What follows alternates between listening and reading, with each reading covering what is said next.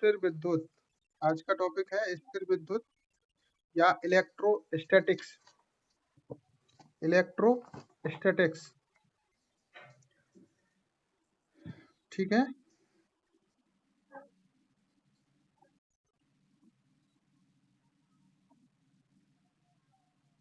तो देखिए इसमें लिखा है, जब हम सूखे बालों में कंघी करते हैं तो कंघी पर क्या होते हैं, बारीक जो कागज के टुकड़े हैं वो चिपक जाते हैं।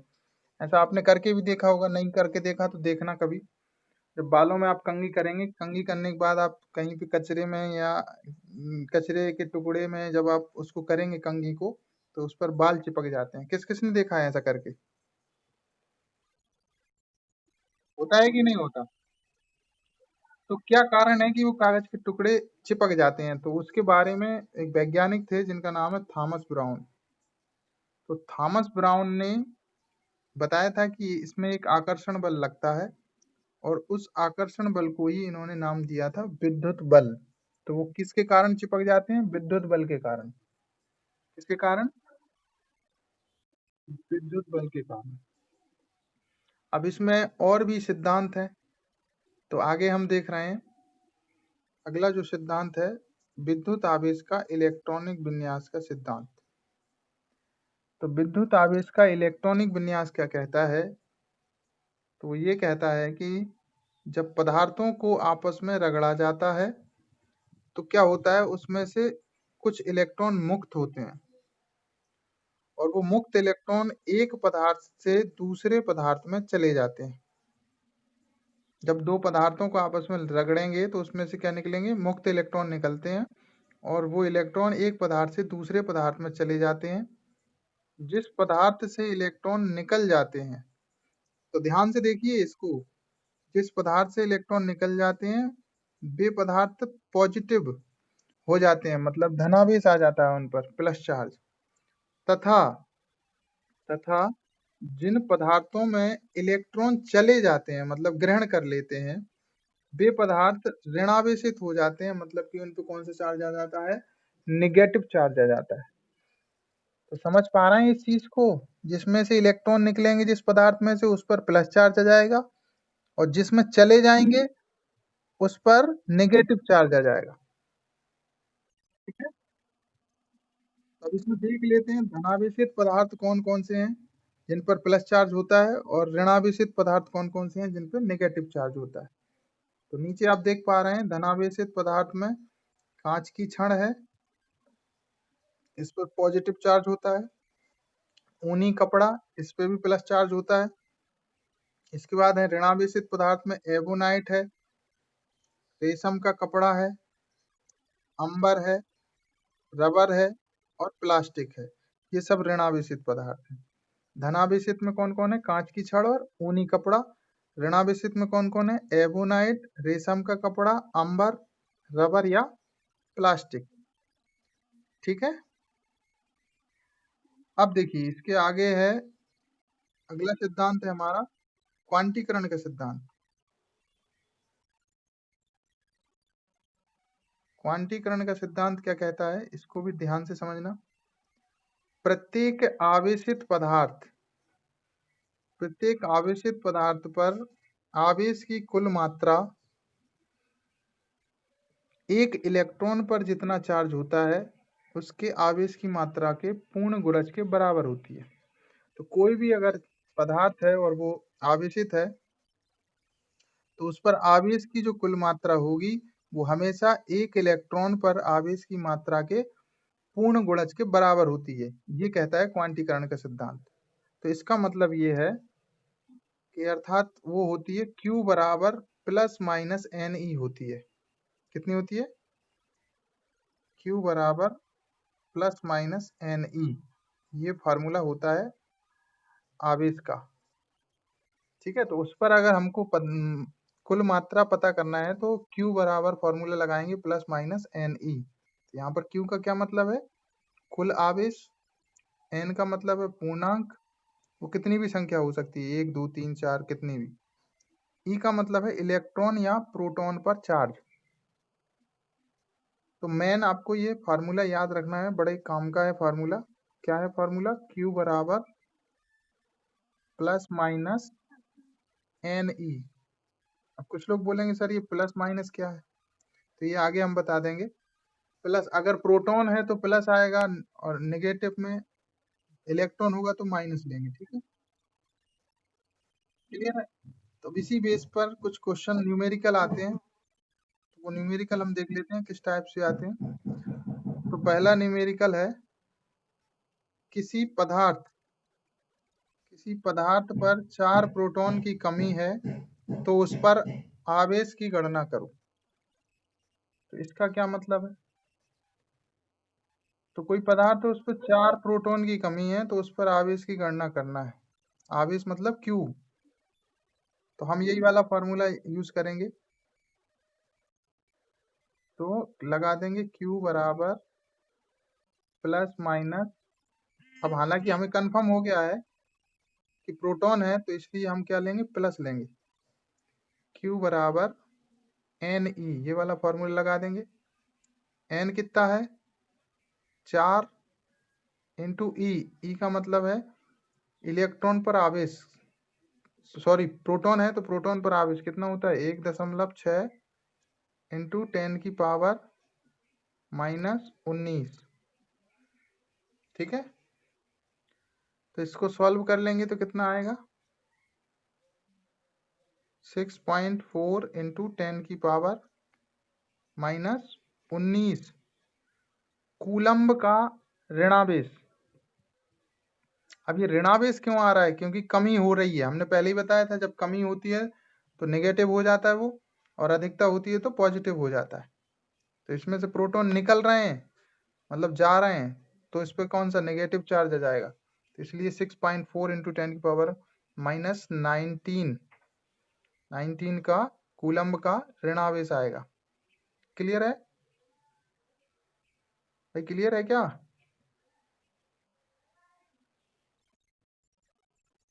चलिए आगे चलते हैं। अगला है इसमें कूलम्ब का नियम। कूलम्ब का है व्युत्क्रम वर्ग का नियम। अब ये हमने उधर भी गुरुत्वाकर्षण का नियम भी देखा था, कुछ उसी जैसा है। उसमें मैंने भी बताया था, उसमें द्रव्यमान आते हैं, इसमें आवेश आता है। बाकी फार्मूला सेम ही बनता है इसका भी, या नियम भी सेम ही लागू होता है। तो नियम वही है, आपको बता देता हूँ। ये मान लीजिए 2 यहाँ पर आवेश लेंगे अपन, तो 2 आवेश हैं,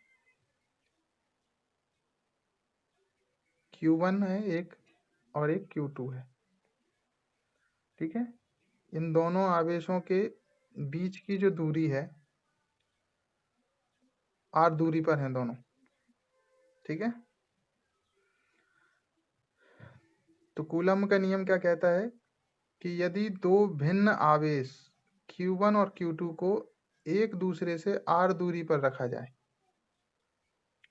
तो कूलम्ब के नियम के अनुसार उनके बीच लगने वाला आकर्षण या प्रतिकर्षण का बल F जो है फोर्स, उन उन आवेशों के गुणनफल के समानुपाती, मतलब उनके आवेशों के गुणा के समानुपाती, तथा उनके बीच की दूरी के वर्ग के व्युत्क्रमानुपाती होता है। मतलब उनके बीच की दूरी r और उसका वर्ग मतलब उसकी घात 2 के व्युत्क्रमानुपाती होता है। क्लियर है। तो पहला समीकरण यहाँ बन जाएगा, क्या बनेगा, F समानुपाती Q1 इंटू Q2, ठीक है। तो ये समानुपाती होगा दोनों के गुणनफल के, दोनों आवेशों के गुणनफल के समानुपाती होगा F। और दूसरा बनेगा F व्युत्क्रमानुपाती उनके बीच की दूरी r और उसके वर्ग के व्युत्क्रमानुपाती। तो ये 2 समीकरण बनेंगे, आप देख पा रहे होंगे, एक ये है और एक ये है। और इनको हम जब कंबाइन फॉर्म में ऐसा लिख सकते हैं एक साथ, F समानुपाती Q1 Q2 अपॉन r²। और जब हम इस समानुपाती को हटाएंगे, आपको पता है हटाते हैं तो कांस्टेंट आता है, नियतांक आता है, तो F बराबर K into Q1 Q2 upon r² हो जाएगा, ठीक है। यहाँ पर K का जो मतलब है, K का मतलब क्या है, कूलम्ब का नियतांक। कैपिटल K का क्या मतलब है, कूलम्ब का नियतांक। और कूलाम्ब के नियतांक का जो मान होता है वो आवेशों के मध्य उपस्थित माध्यम और उसके मापन की पद्धति पर निर्भर करता है, ये आपको याद रखना है। तो कूलम का जो मान है वो किस पर निर्भर करेगा, या के का मान किस पर निर्भर करेगा? के का मान आवेशों के मध्य उपस्थित माध्यम, कि भाई उसमें कौन सा माध्यम है, वायु है या निर्वात है, ठीक है, या कोई और माध्यम है, उस पर डिपेंड करेगा। और साथ ही साथ मापन की पद्धति पर भी निर्भर करेगा कि आप किस पद्धति में माप रहे हैं उसको, एमकेएस में माप रहे हैं या सीजीएस में, तो उस पर भी डिपेंड करेगा इस कैपिटल के का मान या कूलम के नियतांक का मान। तो आइए देख लेते हैं आगे, इस के का मात्रक देख लेते हैं, कैपिटल के का कूलम नियतांक का क्या मात्रक होता है। देखिए ये निकलता कैसे है, निकालना भी मैं आपको बता देता हूँ, वो उसी फॉर्मूले से निकलता है। तो फॉर्मूला एफ बराबर क्या होता है, के Q1 Q2 upon r square. तो जब हमको के निकालना है तो इसको हम तिर्यक गुणा कर देंगे और ये वाला जो है ये नीचे आ जाएगा, केवल के बचेगा। तो हमारे पास फार्मूला क्या हो जाएगा, ये हो जाएगा के का formula F R square upon Q1 into Q2 बराबर के हो जाएगा यही। तो एमकेएस में निकालना है के का मान, तो एफ मतलब फोर्स, फोर्स मतलब बल का मात्रक क्या होता है, न्यूटन, ये आ गया न्यूटन। आर स्क्वायर मतलब दूरी है तो मीटर स्क्वायर आएगी एमकेएस में, अपॉन क्यू इंटू क्यू मतलब आवेश सेम है तो दोनों की जगह क्या आएगा, आवेश में Q1 की जगह कूलम आएगा, फिर इंटू कूलम आएगा तो कूलम इंटू कूलम क्या हो जाएगा, कूलम स्क्वायर। तो एमकेएस पद्धति में के का जो मान है, मात्रक है, वो क्या निकल के आएगा, newton metre square upon coulomb square, ये हो जाएगा एमकेएस पद्धति में। अब मुझे बताएं सीजीएस पद्धति में, आप लोग निकाल के बताएंगे क्या होगा, बताएं जरा।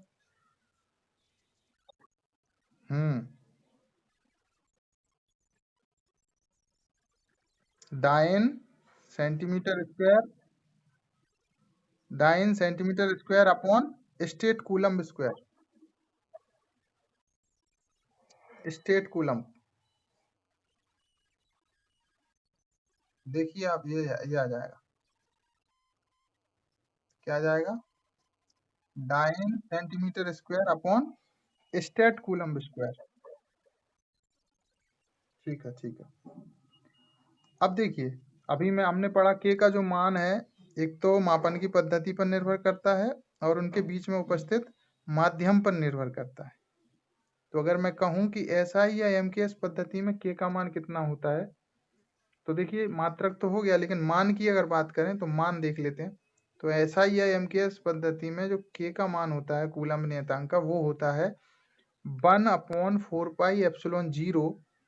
कितना होता है, 1/4πε0। अगर इसी को हम जब सॉल्व करते हैं तो हमारे पास आता है ये वाला मान, क्या आप देख पा रहे हैं, 9 into 10⁹ newton metre square upon coulomb square. तो ये कहने का मतलब है के दोनों ही मान हैं, के बराबर 1/4πε0 भी होता है, और इस पूरे का मतलब होता है 9 into 10⁹ newton metre square upon coulomb square. ठीक, समझ में आ गया, समझ में आया कि नहीं, के का मान या तो 1/4πε0 होगा, या हम 9 into 10⁹ newton metre square upon coulomb square ले सकते हैं। ये दोनों ही मान सही हैं। अब अगर उसमें भी हमें वायु या निर्वात में चाहिए है, उसमें माध्यम कौन सा है, वायु या निर्वात, तो देख पा रहे हैं। तो वायु या निर्वात में क्या होता है, तो ध्यान रखना, वायु या निर्वात में देखिए ये तो के का तो हो गया। अब अगर वायु या निर्वात में हमें एफ का मान चाहिए, मतलब आकर्षण या प्रतिकर्षण बल, तो वो क्या होगा। तो हमको अच्छे से पता है एफ का जो नॉर्मल मान है वो क्या होता है, K into Q1 into Q2 upon r square होता है। अरे यही था, अभी निकाला था कूलम के नियम में। तो अगर हम यहाँ पर फोर्स निकालें वायु या निर्वात में, तो हम इस के का मान रख सकते हैं। के का मान हम ये रख सकते हैं ना, ये वाला, या ये भी रख सकते हैं। तो हमने कुछ नहीं किया है, एफ निकाला था, और ए मतलब ये एयर को शो कर रहा है, एफ ए लिख दिया है यहाँ पर। इसका मतलब हम एयर में निकाल रहे हैं, तो के का मान रख दिया 1/4πε0 इंटू, और ये पीछे यही था Q1 into Q2 upon r square. तो उम्मीद कर रहा हूँ ये समझ में आया होगा। और यहाँ पर हमने 1/4πε0 की जगह पर ये रख दिया है,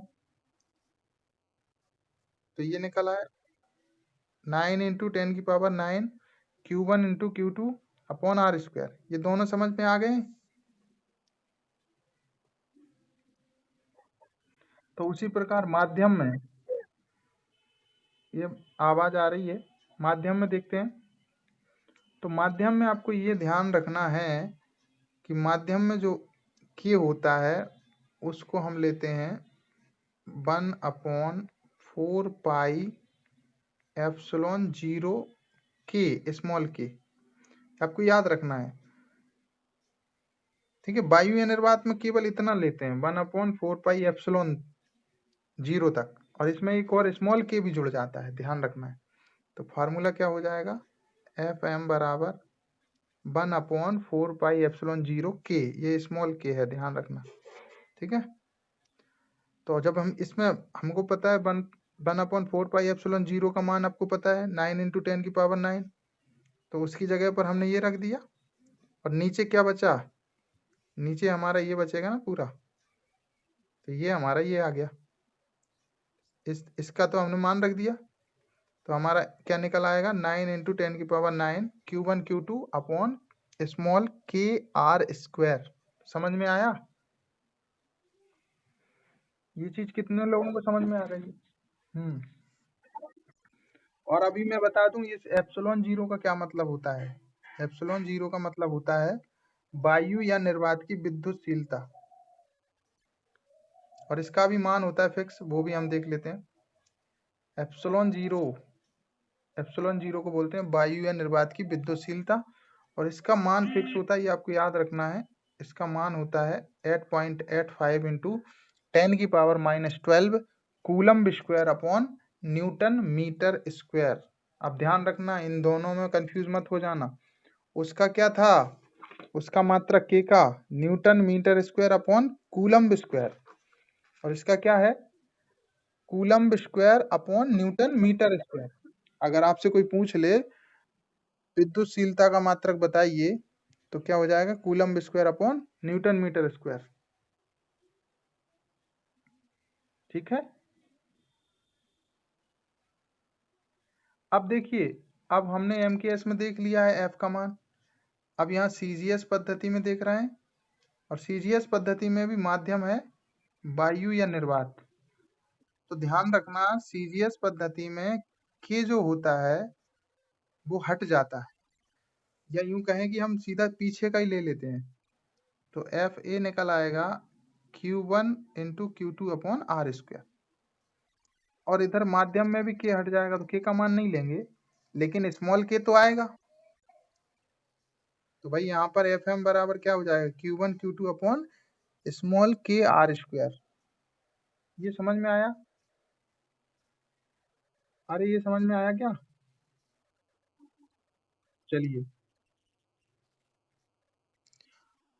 अब कुछ लोग पूछ रहे होंगे सर स्मॉल के क्या है, तो स्मॉल के का क्या मतलब है, परावैद्युतांक बोलते हैं। स्मॉल के को क्या बोलते हैं, परावैद्युतांक, परावैद्युतांक।